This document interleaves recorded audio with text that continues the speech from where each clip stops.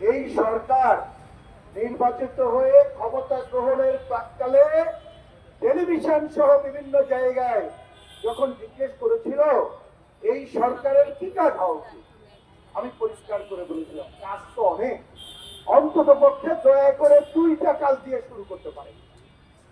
দুইটার একটা বলেছিলাম মব সন্ত্রাস দমন করতে হবে, আরেকটা বলেছিলাম রমজান মাস সামনে ব্যবসায়ী সিন্ডিকেট ভাঙতে হবে, জিনিসপত্রের দাম যাতে যথাযথ ন্যায্য থাকতে সেই ব্যবস্থা নিতে হবে।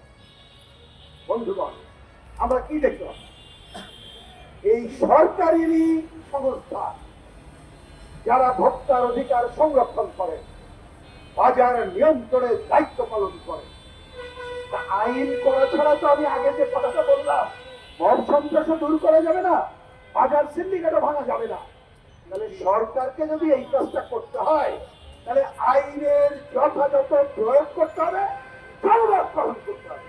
আচ্ছা, জনমতটাই আমরা করব, আইনের কঠোর প্রয়োগ কি করবে? আমার ভোক্তা অধিকার সংরক্ষণ যখন আইন প্রয়োগ করতে গেল তখন কি ঘটলো? আইনের ব্যত্যয় ঘটিয়ে বরঞ্চ উল্টা ভোগ তৈরির প্রচেষ্টা নেওয়া হলো। আমি এই ঘটনার তীব্র নিন্দা করি এবং এখনো পর্যন্ত যারা এ ধরনের অপকর্ম